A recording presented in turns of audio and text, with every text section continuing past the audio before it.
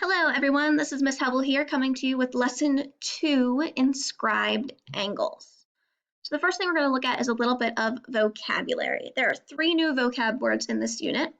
The first one is chord. So if I'm looking at a chord is a line segment with endpoints on the circle. So if I'm looking at this first picture, I've got 2 endpoints that are on the circle, and the line in between is called a chord.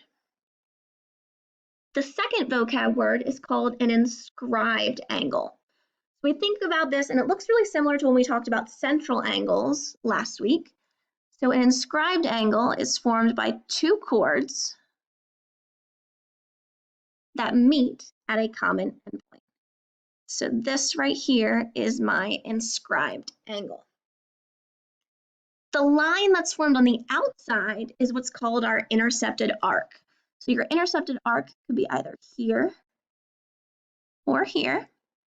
And as you can see, it can be formed using 2 lines where we have a central angle or 2 chords that form our inscribed angle. And again, the intercepted arc is this arc on the outside, the part of the circumference of a circle when it's cut by 2 lines. And the next thing we're going to talk about is our theorem for this lesson. We are talking about the inscribed angle theorem. And what the inscribed angle theorem says is that if I have an inscribed angle, the measure of this angle is half the length of the intercepted arc. So I will know that this inscribed angle right here, angle ABC, is half the measure of the intercepted arc, AC. So using these theorems, we're going to look at 2 examples that'll help us understand what these theorems mean. So I've got 2 separate angles here, 2 separate inscribed angles. Let's look at this first one, angle PRS. If I look, I know that angle PRS is 27. And if I go back and I look at my theorem, I know that the measure of angle PRS is half the measure of arc PS. So I know the measure of angle PRS equals half the measure of arc PS. So if I'm looking at this mathematically, I know the measure of angle PRS is 27. So 27 is half the measure of arc PS. So to find the measure of arc PS, all I have to do is to get rid of that 1/2, multiply both sides by 2. And when I do that, I get the measure of arc PS equals 54.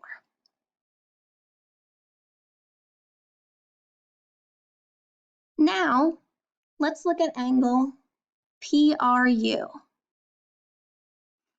I don't know what the measure of angle PRU is, but I do know the measure of arc PU. In this case, PU is 118.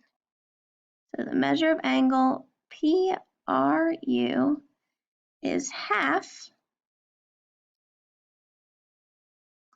of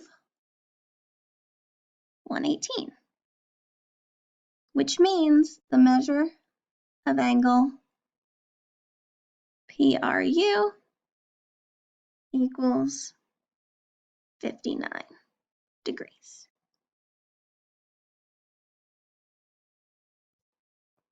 I'm going to erase this now so we can look at our second example. In the second example, let's look at angle ABC first. I know angle ABC has a measure of 135 degrees. So to find the measure of angle arc ADE, which goes from here to here, let me change that color so you can see it a little better. I have to find the measure of arc ADE. So if I know the measure of angle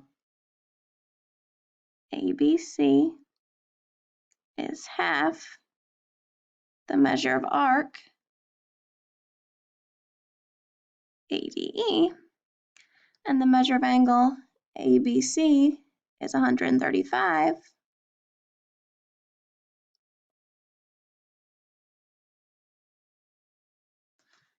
then again, I'm going to have to get rid of the divided by 2 by multiplying both sides by 2.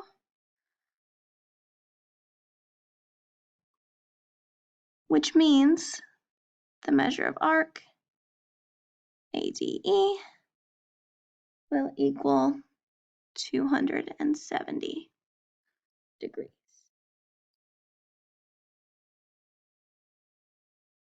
So I will label that on here.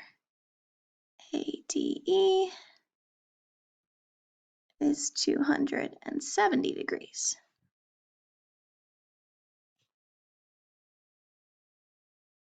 Now let's look at the other angle, DAE. Again, I know the measure of angle DAE equals half the measure of the arc DE. So the measure of angle DAE is half of 76, which in this case is 38 degrees.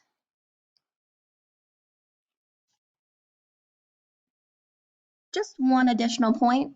Remember, if I know that this whole arc ADE is 270 and this part DE is 76, I can find A to D. It's very similar to our angle addition postulate or a segment addition postulate. Take the whole thing, 270 minus your 76, and you'll get the smaller part is 194.